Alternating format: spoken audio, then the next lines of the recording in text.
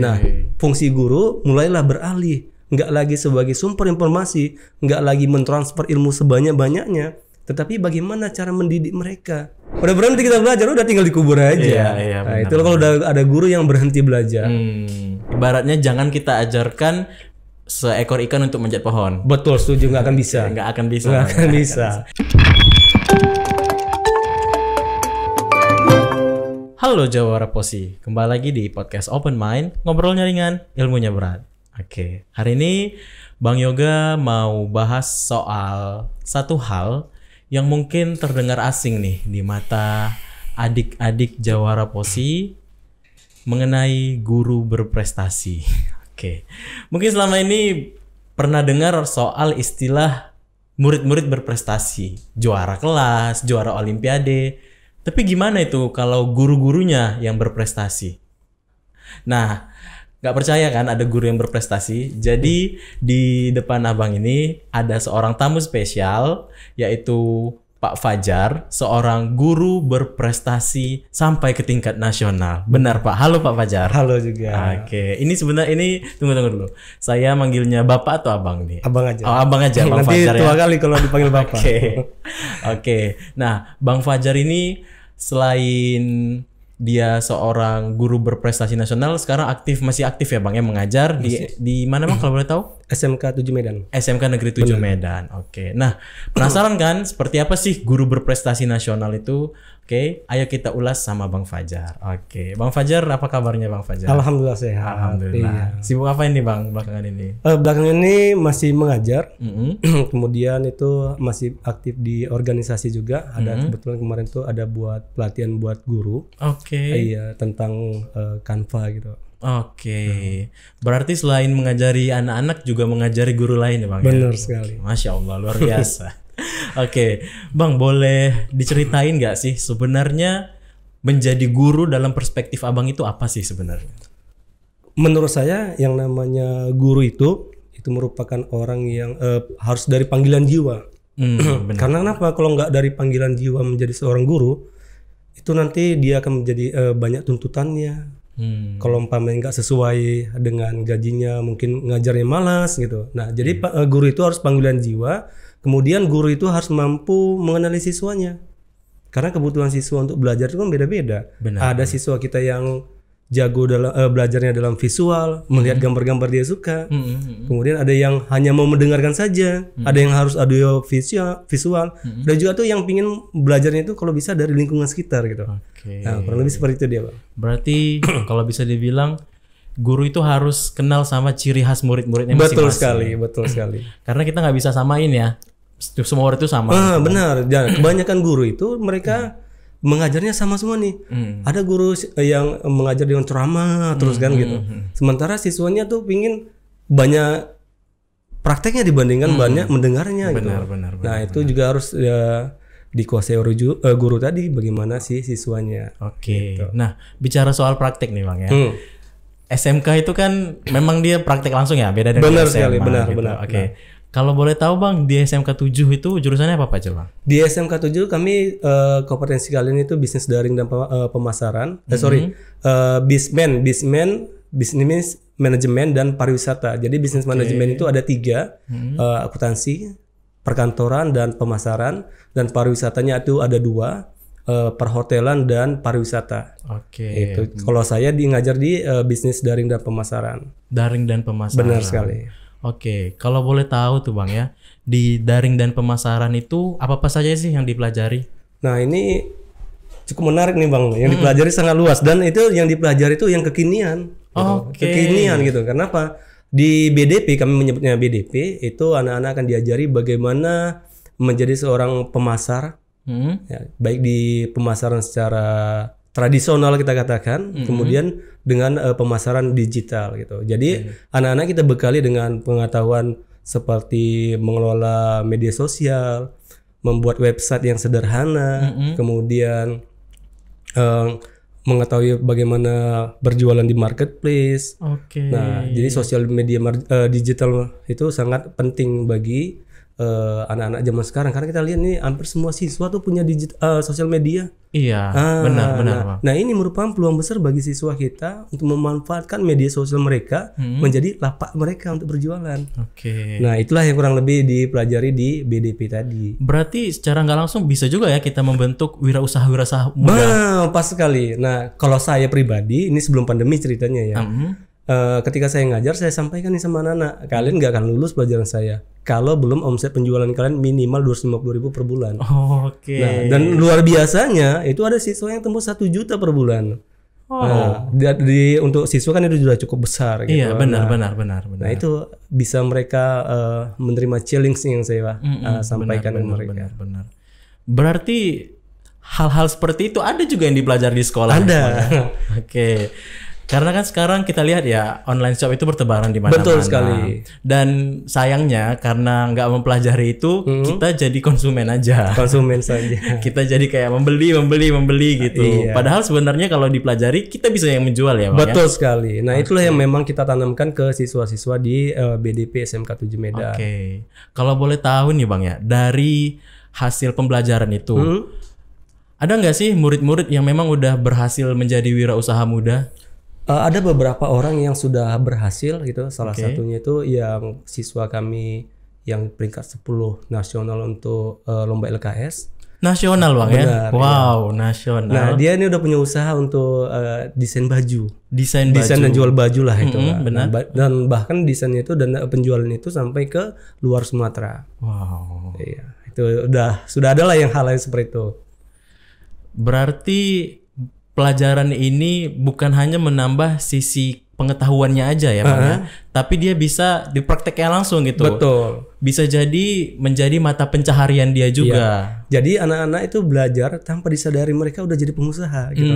Benar.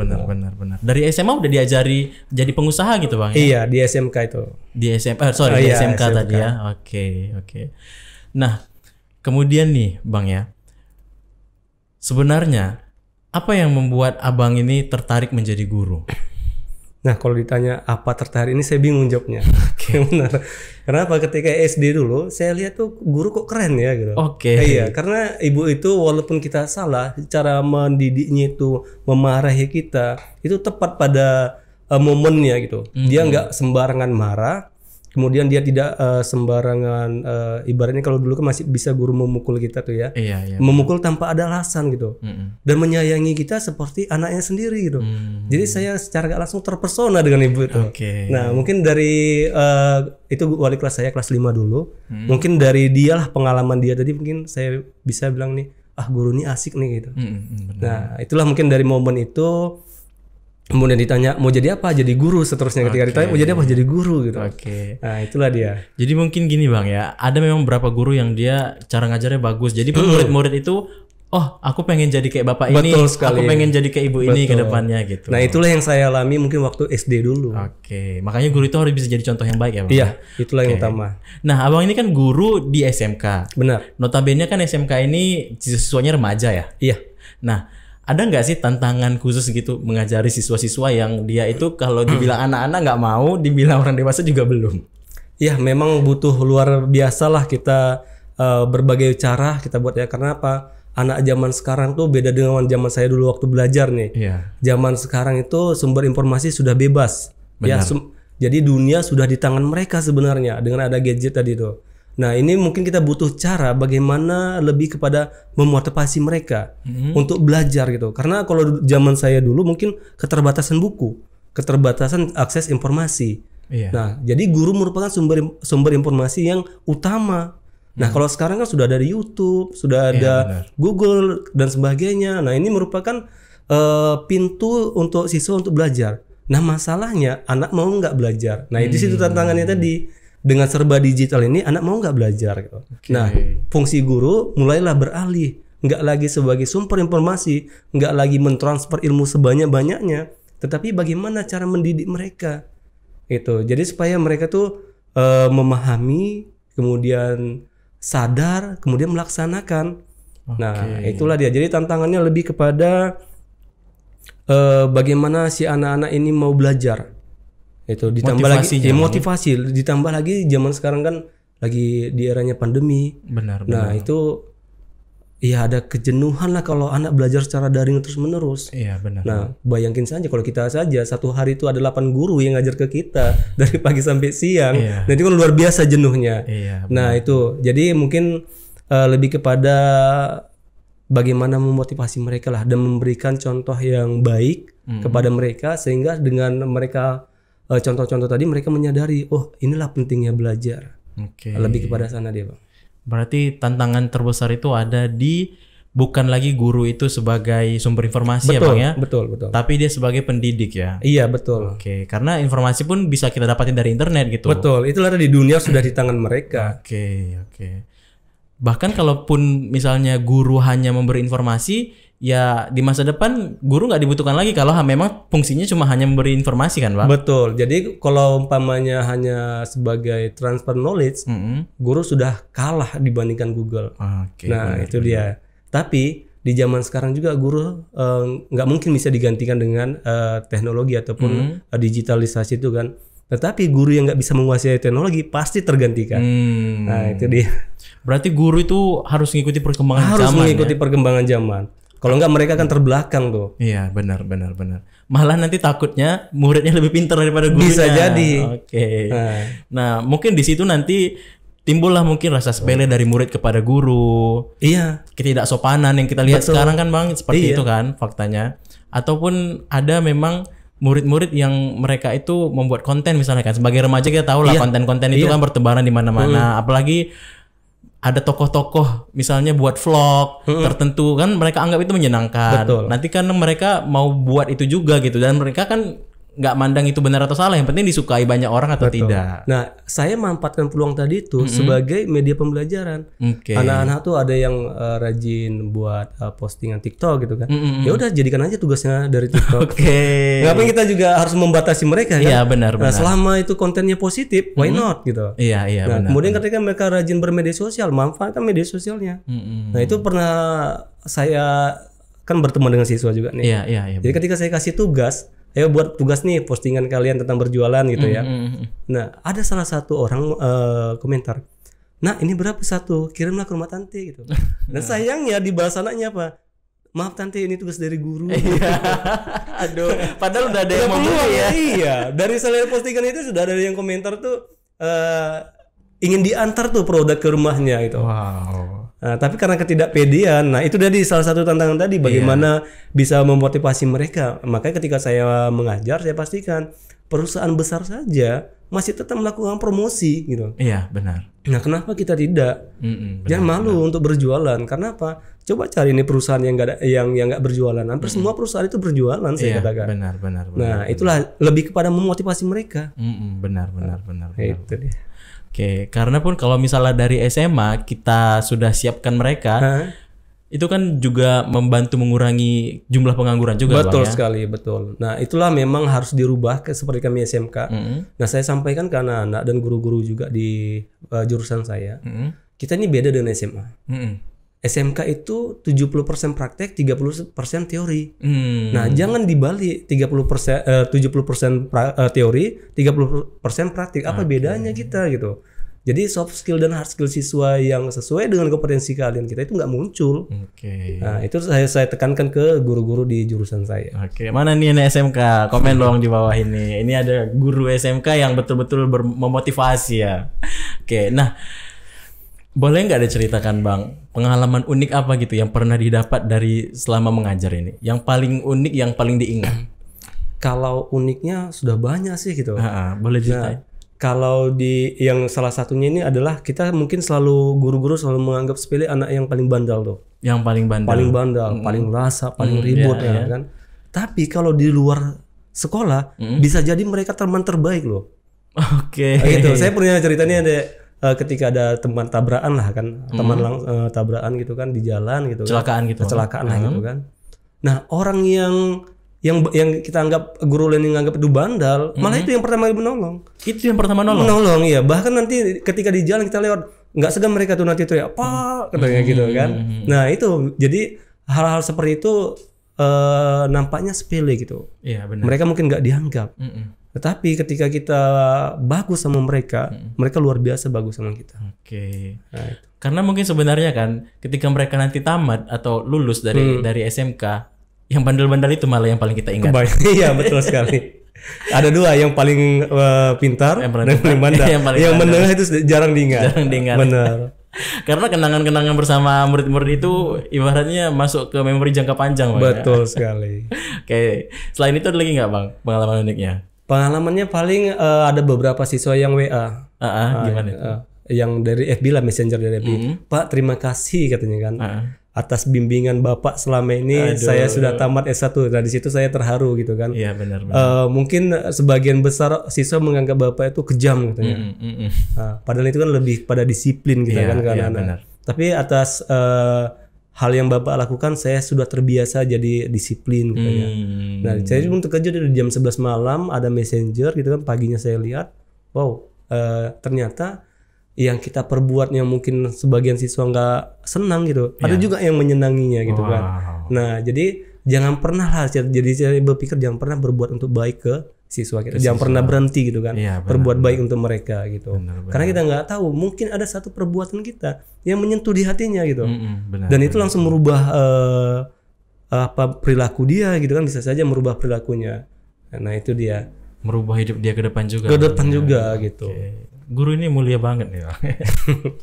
Oke, nah ini kan, Bang, Abang tadi sempat tersebut ya, materi kita adalah guru berprestasi. Oke. Prestasi apa sih yang pernah Abang dapatkan? Baik, kalau ini mungkin saya flashback belakang lagi ya kan? Iya, benar. Mungkin mulainya ini di tahun 2014. Nah, ketika itu saya ada baca surat tentang lomba lah, tentang lomba karya ilmiah inovasi pembelajaran. Nah, saya iseng-iseng nih sebenarnya, buat deh proposalnya gitu. Susun aja lah proposalnya, kantor pos kirim gitu. Nggak kebayang nih sebenarnya gitu kan, nggak kebayang. Beberapa bulan kemudian dapat surat balasan. Dulu kan nggak pakai WA, belum pakai masih email juga masih jarang gitu kan. Dikirim ke kantor pos, atas nama saya lihat nih, loh ada surat undangan nih dari kementerian. Wow. Nah, kementerian langsung. Iya. Kemarin tuh pelaksanaannya alhamdulillah di Solo tuh. Di Solo. 2014. Nah, itulah ketika itu merupakan keran bagi saya untuk main di tingkat nasional. Nah, jadi setelah itu saya ikuti, kemudian tahun berikutnya ikut lomba pendidikan karakter bangsa 16-17. Kemudian puncaknya di tahun 2018 saya juara 3 nasional untuk Olimpiade Guru Nasional. Wow. Iya, itu mata pelajaran kewirausahaan. Sebelumnya di tahun 2017 finalis lomba penulisan naskah buku jenjang Dikmen. Nah, itu tahun 2017. Nah, atas bekal lomba-lomba kemarin saya coba nih tahun 2019 ngikuti lomba guru berprestasi. Lomba lagi, Bang. Lomba lagi. 2019 lomba guru berprestasi, alhamdulillah juara 1 tingkat provinsi. Kemudian dikirim ke nasional mewakili provinsi, dan di situ memang kalau kita bandingkan dengan guru-guru di Pulau Jawa sana, ya kita harus ngukur diri lah gitu kan. Nah, di tingkat nasional tuh alhamdulillah dapat peringkat 8 nasional. Untuk lomba guru berprestasi. Sampai ke nasional. Ya. Nah, selanjutnya di 2021 saya ngikuti pengajar praktik untuk calon guru penggerak. Nah, dan di 2022 ini alhamdulillah terpilih menjadi fasilitator guru penggerak, calon guru penggerak di angkatan kelima. Gitu. Boleh cerita nggak, Bang, guru penggerak itu sebenarnya apa sih? Nah, guru penggerak itu kita ambil bahasa secara umum, kita simpulkan saja langsung ya. Nah, guru penggerak itu guru yang akan menggerakkan di sekolahnya. Nah, jadi dia sebagai pionir lah, kita nggak membuat gebrakan gitu. Mulai dari mereka akan dilatih bagaimana mengenali siswa, bagaimana menjadi seorang pemimpin pembelajaran, bagaimana memanajemen di sekolah. Nah, itu mereka akan dibekali dengan hal-hal tersebut. Nah, maka dikatakan mereka lah yang akan menggerakkan, ibaratnya roda gigi. Nah, semakin bagus kencang roda gigi itu bergerak, maka semakin kencanglah gerakan dari kendaraan tadi kan. Nah, kita harapkan nanti guru-guru penggerak tadi itu bisa menggerakkan sekolahnya. Berarti dia lebih kayak bahan bakar untuk sekolah itu jadi melaju pesat gitu Bang. Iya, jadi mereka nanti contohnya gitu, role modelnya di sekolah itu kan gitu. Nah, itu dia. Jadi pun guru-guru lain mungkin yang belum jadi guru penggerak terpacu juga. Terpacu sama mereka untuk mengikutinya kan. Nah, kabar baiknya Kota Medan buka nih untuk angkatan 7. Oke. Abang kira-kira ada nggak sih rencana lagi nih untuk ikut kompetisi nanti baik di tahun ini atau tahun kedepannya? Untuk sekedar informasi nih ya. Jadi di tahun 2021 kemarin saya lulus seleksi guru mengajar sekolah Indonesia luar negeri. Wow. Jadi insya Allah mudah-mudahan di tahun ini sudah bertugas ke Malaysia. Malaysia Bang ya? Oke. Jadi itu penugasannya di Kota Kinabalu, Kalimantan. Di situlah nanti insya Allah bertugas selama kurang lebih 3 tahun. Jadi kalau untuk mengikuti kompetisi mungkin kita nggak tahu apakah ada nanti perwakilan SLN untuk mengikuti kompetisi yang dilakukan di Indonesia. Tapi mungkin kompetisi yang sesama SLN mungkin bisa jadi. Gitu. Entah pun nggak jadi gurunya, mungkin membimbing siswanya gitu. Oke Bang. Nah, Abang tadi kan mau ke luar negeri katanya ya? Betul. Ke Malaysia, ke Kota Kinabalu ya? Kota Kinabalu. Oke. Ada nggak sih gambaran nanti ketika ngajar di sana itu seperti apa? Ya, memang kalau dikatakan mengajar seperti apa, karena yang diajarkan adalah siswa Indonesia yang mungkin anak-anak TKI ataupun anak pegawai-pegawai Indonesia yang bertugas di luar negeri. Nah, mungkin saya bayangkan sih kurikulumnya sama. Nah, saya juga tanya juga sama mereka, tetapi beban kerjanya mungkin yang lebih banyak lagi, karena di sana tugas kita bukan hanya sekedar mengajar saja. Nah, jadi tugas kita bagaimana mendampingi anak-anak di sana supaya tertib administrasi. Nah, kesana dia jadinya. Jadi bukan hanya sebagai guru saja kita nanti di sananya, tetapi membimbing anak-anak tadi itu. Mendampingi mereka juga. Mendampingi mereka juga. Itulah sekilas yang disampaikan oleh guru-guru yang di sana. Nah, jadi masuknya itu mungkin dari pagi, pulangnya sore gitu. Full day Bang ya. Full day sepertinya. Kalau boleh tahu Bang, itu dia sistemnya gimana? Itu memang status sekolah atau gimana yang diajar nanti? Yang di sana? Iya, yang di Sekolah Indonesia juga. Sekolah Indonesia juga. Jadi ada 2 versi dia. Satu itu namanya SCLN, Sekolah Indonesia Luar Negeri. Ada satu lagi CLC, saya lupa kepanjangannya. Nah, SCLN ini di pusat ibu kota. Kalau CLC ini di daerah kebun-kebun. Nah, bedanya mereka menggunakan kurikulum Malaysia. Kurikulum Malaysia. Iya, tetapi gurunya masih guru Indonesia. Itu dia, karena posisinya di kebun-kebun. Kebun Bang ya. Kebun kayak afdeling ya. Nah, kalau di sini afdeling 1, afdeling 2, kurang lebih kayak seperti itulah kalau dia yang di CLC-nya. Kalau boleh tahu nanti Bang yang diajarkan itu apakah sama dengan yang Abang ajarkan SMK sekarang atau bagaimana? Ya, yang diajarkan di sana nanti kan yang saya ikuti seleksi sebagai guru kewirausahaan. Wirausahaan ya Bang ya. Nah, itu sesuai dengan juara nasional saya tadi. Nah, ketika melamar kemarin mengikuti seleksi ini, itu saya menggunakan sertifikat juara nasional tadi. Nah, jadi seleksinya ini sangat luar biasa. Boleh ceritain Bang seleksinya gimana? Seleksinya pertamanya karena saya pegawai negeri, pertama itu seleksi administrasi. Nah, ini butuh perjuangan yang luar biasa sampai ke tangannya kepala BKD. Nah, itu masih administrasi awal kan. Kemudian mulai tahap seleksi. Itu seleksi pertamanya itu kita mengerjakan soal. Satu hari kalau di total itu kalau nggak salah hampir 1000 soal. 1000 soal satu hari. Benar. Dan sesi terakhir itu tes kejiwaan. Jadi kalau kita apa namanya ya? Kalau kita nggak tahan melihat soalnya bisa sakit jiwa. Itulah tes kejiwaan. Iya, tes kejiwaan tadi. Nengok soalnya gitu banyaknya saja kita udah stres gitu kan. Banyak sekali dari pagi sampai dengan siang ya kan. Kemudian itu tes TOEFL lagi kita. Kemudian tambah lagi tes kejiwaan itu hampir 600 soal. 600 soal. Memang pertanyaannya ya tidak. Tetapi dengan membaca 600 soal tadi itu kalau nggak betul-betul karena memang ada katanya di situ nanti ada pertanyaan jebakan. Yang inilah mungkin pertanyaan jebakan inilah mungkin yang menandakan kita sakit jiwa kali. Oke. Setelah seleksi pertanyaan itu apa lagi, Bang? Kemudian setelah itu kita ada tes micro teaching, mengajar. Oke. Mengajar kurang lebih diberi waktu 15 menit. Kemudian wawancara tahap 1 15 menit. Oke. Selesai tadi itu kan yang pertama tadi itu lulus tes tulisan tadi ya itu lulus tahap 1. Tahap kedua micro teaching dan wawancara yang tadi. Jika udah lulus nanti masuk ke tahap 3 wawancara. Ada wawancara lagi? Wawancara lagi yang terakhir. Nah ini untuk melihat kesiapan kita, pengetahuan kita. Nah pertanyaannya memang mungkin nggak bisa dibocorkan di sini kali ya. Oke. Nah tapi intinya bagaimana pengetahuan kita tentang bilateral, bilateral antara Indonesia dengan Malaysia. Kemudian kebudayaan kita, kemudian bagaimana kita beradaptasi dengan lingkungan yang baru gitu.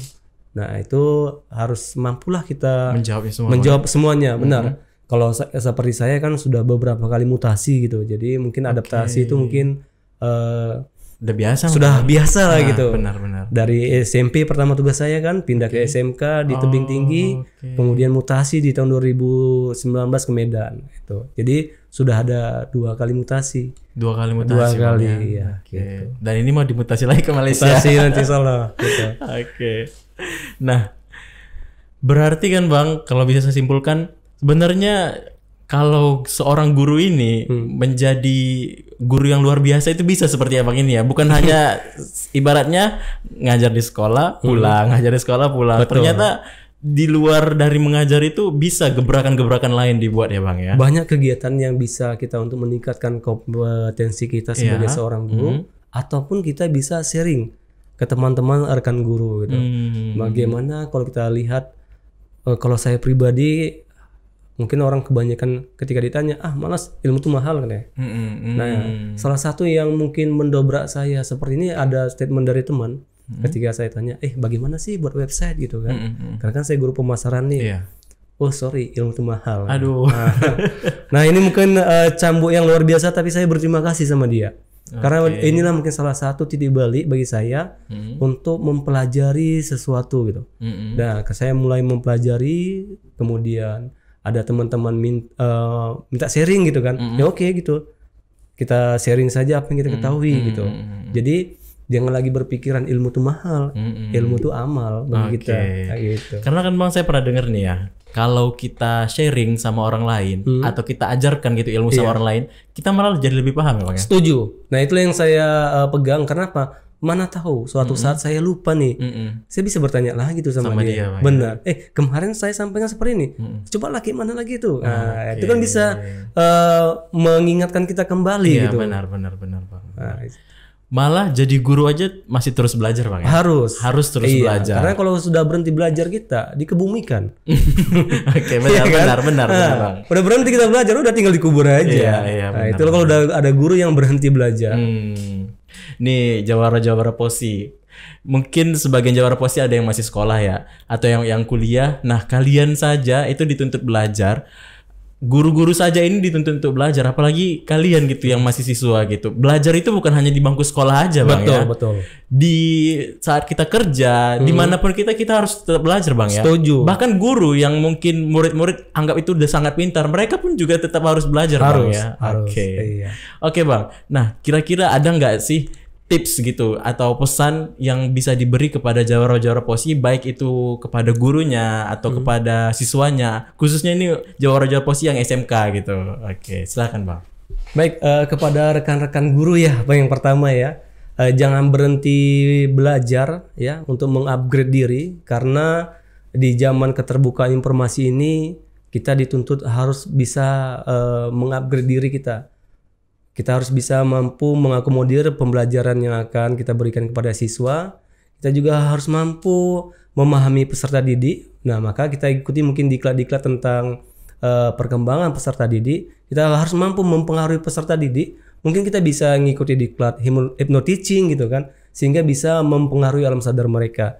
Nah, kepada anak-anak kami, jawara posi, jangan pernah juga berhenti belajar, karena ketika kalian di fase sekarang ini merupakan fase bagi kalian untuk semangat-semangatnya untuk mengupgrade diri.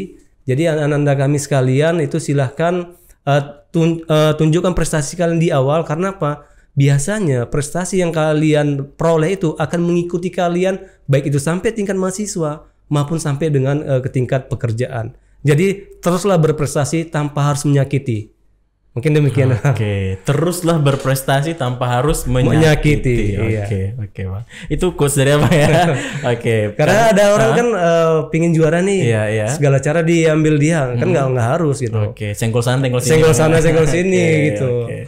Karena siapapun kita berprestasi, bisa jadi juara, Bang. Betul. Ya? Okay. Dan prestasi itu nggak harus juara satu sekolah.